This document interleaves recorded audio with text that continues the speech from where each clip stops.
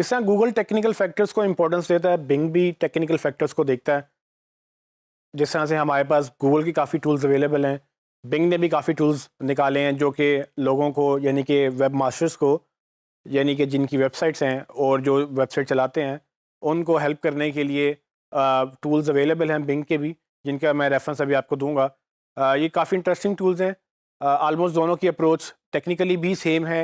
जो चीज़ें गूगल देखता है वो चीज़ें बिंग भी देखता है, और बहुत सारी चीज़ें ऐसी हैं जो ओपन सोर्स प्रोजेक्ट्स के तौर पे सब सर्च इंजन एक ही प्लेटफॉर्म पे आना चाहते हैं, क्योंकि कोई भी दुनिया में गूगल के लिए अलग और बिंग के लिए अलग वेबसाइट नहीं बनाएगा। वो दोनों वो सब सर्च इंजन्स का यही कोशिश होगी कि जिस तरह से एक HTML एक स्टैंडर्ड है, जिस तरह दुनिया में हर लैंग्वेज का एक स्टैंडर्ड बन जाता है, ये भी एक स्टैंडर्ड के मुताबिक अपनी पैरामीटर्स डिसाइड करें, अपने कंटेंट को अंडरस्टैंड करें, ताकि वेबसाइट बनाने वाले को ये मसला ना हो कि बिंग इस चीज़ को किसी और तरह से देखेगा और जो गूगल है वो इस चीज़ को किसी और तरह से देखेगा। तो वो जो ओपन सोर्स प्रोजेक्ट्स हैं वो भी ऑलमोस्ट दोनों उस पर रिलाई करते हैं, जिसमें AMP जो कि एक्सेलेरेटेड मोबाइल पेजेस, जो गूगल में आपको मैंने बताया था कि काफ़ी ज़्यादा इंपॉर्टेंस है उसकी, अब मोबाइल SEO स्पेशली उसमें गूगल भी बिंग भी उस पर रिलाई करता है। तो कुछ फैक्टर्स मैं आपको बता देता हूँ कि कुछ चीज़ें जो हैं, फॉर एग्जांपल सबसे पहले तो इसका एक SEO एनालाइज़र के नाम से एक टूल है।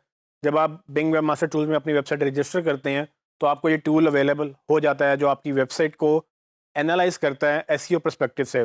अब ये चीज़ गूगल ने प्रोवाइड नहीं की, लेकिन बिंग ये प्रोवाइड करता है। ये एक तरह से आपका एक SEO टूल है, आपको कोई पेड टूल बाय नहीं करना पड़ता।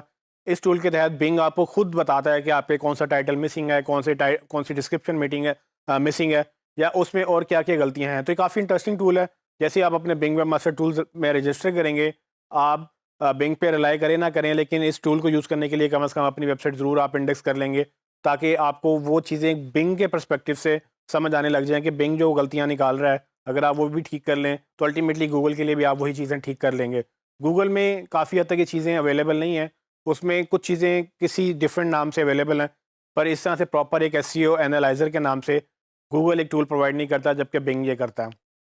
इसके बाद एक SEO एनालाइज़र के अलावा गूगल बिंग जो है वो एक SEO रिपोर्ट के नाम से आपको एक डिफरेंट रिपोर्ट्स जनरेट करके देता है।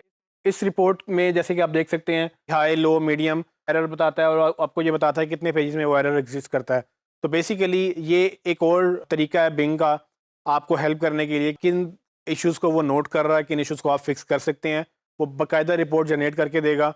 आप ये रिपोर्ट्स अपने लिए, अपने क्लाइंट्स के लिए डाउनलोड कर सकते हैं, इसको वन बाय वन फिक्स कर सकते हैं। अगेन अगर आप ये फिक्स बिंग के कहने पे करेंगे तो आप ये गूगल के लिए भी फिक्स कर रहे होंगे, क्योंकि गूगल भी ऑलमोस्ट यही चीज़ें देख रहा है, जो कि अगर बिंग को गलत नज़र आ रही हैं तो गूगल को भी गलत नज़र आ रही होंगी। तो ये भी एक बड़ा इंटरेस्टिंग टूल है। इसके अलावा मोबाइल पे दोनों का फोकस है। जैसे मैंने आपको गूगल के बारे में बताया कि mobile website, mobile responsiveness, mobile के ऊपर स्पीड गूगल का बड़ा मेन फोकस है, लेकिन बिंग भी उसी तरह से आपको मोबाइल, वो जो है मोबाइल फ्रेंडलीनेस का एक टूल देता है, जो कि आपकी स्क्रीन पे इस वक्त नज़र आ रहा है। अगर आप इस लिंक पे जाएं और टेस्ट करें तो बिंग भी आपको ये बताएगा कि आपकी वेबसाइट में क्या मिसिंग है, क्या चीज़ें बेहतर हो सकती हैं। ये काम अगेन आपने खुद नहीं करना, या आप अपने डेवलपर से काम करवाएंगे, लेकिन ये काम उसको बताना आपने है। तो आपने अपने डेवलपर को और डिज़ाइनर को मैनेज करना है, क्योंकि इनकी परफॉर्मेंस आपकी जॉब के ऊपर अफेक्ट करेगी। तो आपने ये टूल यूज़ करके उनको बता देना है कि गूगल में भी इश्यूज़ फिक्स हो गए हैं, बिंग में भी इश्यूज़ फिक्स हो गए हैं। अगर आप दोनों के इश्यूज़ आप फिक्स कर लेंगे तो अल्टीमेटली आपकी वेबसाइट बड़ी SEO फ्रेंडली और मोबाइल फ्रेंडली हो जाएगी, जो कि दोनों सर्च इंजन में ऊपर आ सकती है। उसके अलावा मैंने आपको रिच स्निपेट्स का स्ट्रक्चर डेटा टूल गूगल में बताया था, जो गूगल जब डेटा को स्टडी करता है उसमें एडेड इन्फॉर्मेशन, जिसमें पर्सन या बिजनेस या रेसिपी, जैसे मैंने आपको एग्जांपल्स दी थी, गूगल मैयर करता है। बिंग भी सेम चीज़ें मैयर करता है, क्योंकि दोनों बेसिकली schema.org, जो कि एक यूनिवर्सल स्टैंडर्ड है स्कीमा टैग्स का या रिच स्निपेट टैग्स का, वो दोनों उसी पे रिलाई करते हैं। तो बिंग भी आपको एक मार्कअप वैलिडेटर के नाम से वो टूल देता है, जिसमें आप जाके स्कीमा टैग्स या अपनी दूसरी चीज़ें जो हैं वो आप मैयर कर सकते हैं। अगेन गूगल और Bing almost same services provide करते हैं, क्योंकि दोनों एक ही ओपन सोर्स प्रोजेक्ट के ऊपर रिलाई कर रहे हैं, जो कि schema.org के नाम से जाना जाता है।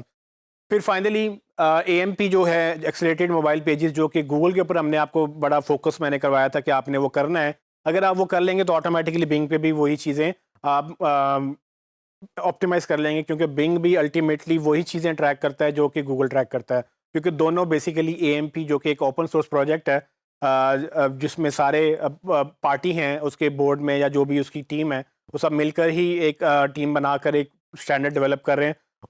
वो जो भी सिफारिशात लेकर आते हैं, जो भी वो अपनी पॉलिसीज़ बनाते हैं, वो सारे सर्च इंजन उसको फॉलो करेंगे। गूगल की तरह बिंग भी जो है अल्टीमेटली एएमपी पे रिलाय करता है, जो कि ऑलमोस्ट एक दोनों में सिमिलैरिटी है।